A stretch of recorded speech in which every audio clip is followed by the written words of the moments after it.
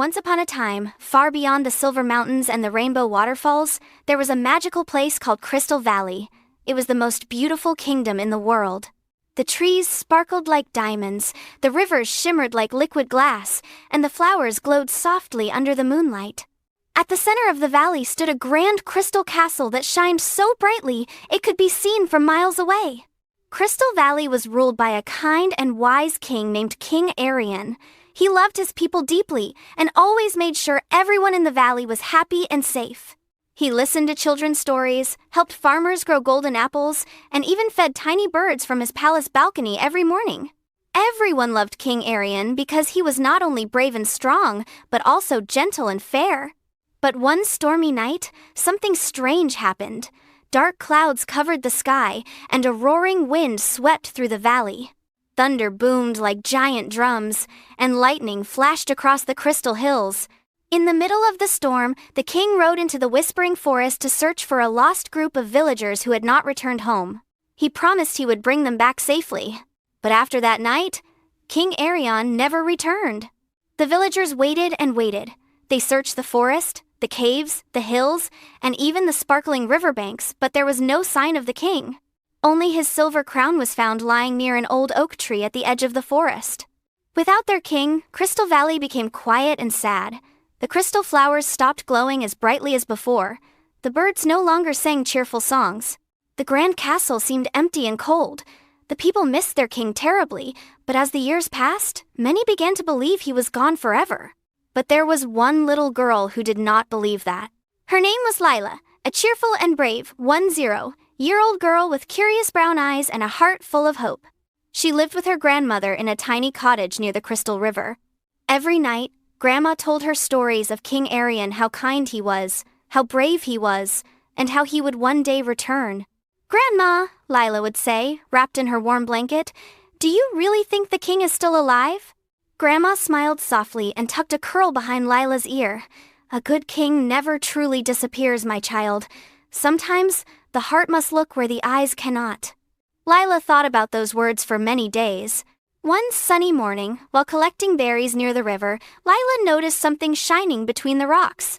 She bent down and pulled out a tiny crystal key attached to a silver chain.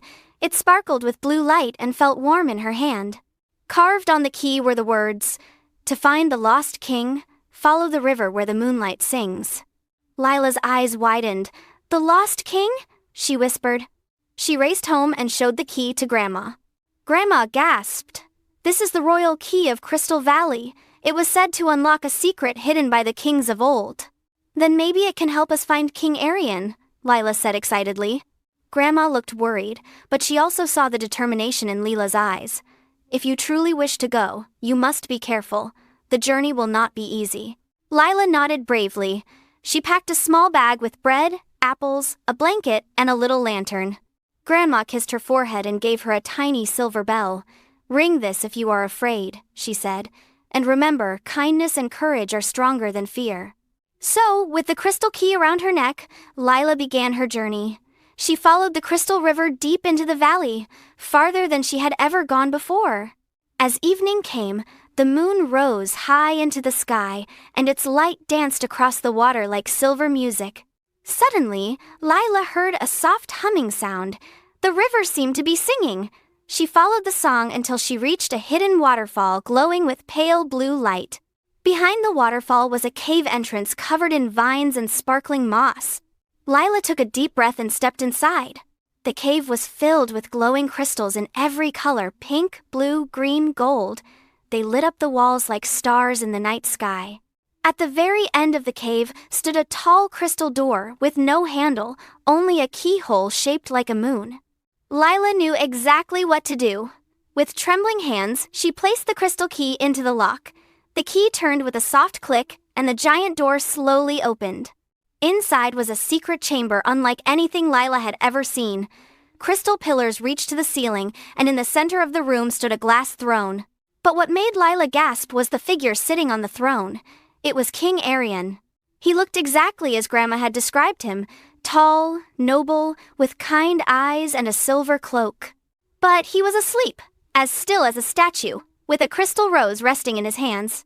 Lila stepped forward carefully. "Your Majesty?" she whispered. No answer. She looked around and noticed words written on the throne. "Only a heart of true hope can wake the sleeping king." Lila thought for a moment. Then she remembered all the stories Grandma had told her about the king's kindness, bravery, and love for his people. She stepped closer and spoke from her heart. "King Arion," she said softly, "your valley still needs you. The flowers miss your footsteps. The birds miss your songs. The people still tell stories about your kindness. Crystal Valley has never stopped waiting for you, and neither have I." For a moment, nothing happened. Then the crystal rose and the king's hands began to glow. A soft golden light filled the chamber.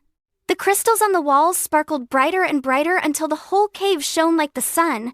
King Arion's eyes slowly opened. Lila stepped back in amazement. The king looked around, confused at first, then smiled gently at Lila. "Who are you, brave child?" "My name is Lila," she said, almost unable to believe it.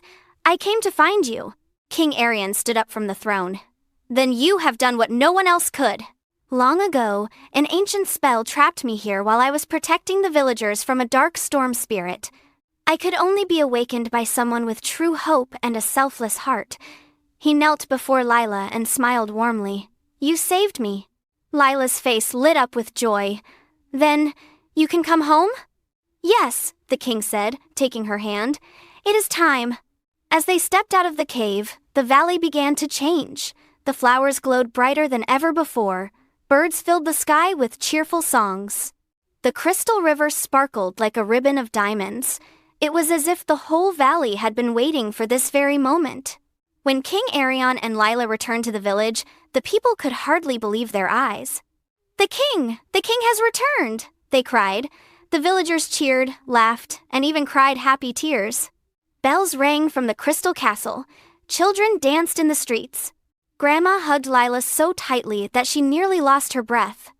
"I knew you'd find him," Grandma whispered proudly. That evening, a grand celebration was held in Crystal Valley. Lanterns floated into the sky like glowing stars, tables overflowed with sweet cakes and golden fruit, and music echoed through the valley until midnight. King Arion placed his silver crown upon his head once more, then called Lila to stand beside him. "Today," he announced, "Crystal Valley has its king back not because of magic, but because of the courage of one little girl." Lila reminded us all that hope should never be lost. The crowd cheered loudly. From that day on, Lila became known as the little hero of Crystal Valley. She often visited the castle, and King Arion would ask her advice because he knew her heart was wise and kind. Crystal Valley became brighter and happier than ever before, and no one ever forgot the little girl who believed when everyone else had stopped believing. And every night, when the moonlight danced on the Crystal River, Lila would smile and remember the magical adventure that brought the lost king home. And so, in the shining kingdom of Crystal Valley, everyone learned an important lesson. Hope is a light that can guide us through even the darkest places, and a brave heart can change the world. The end.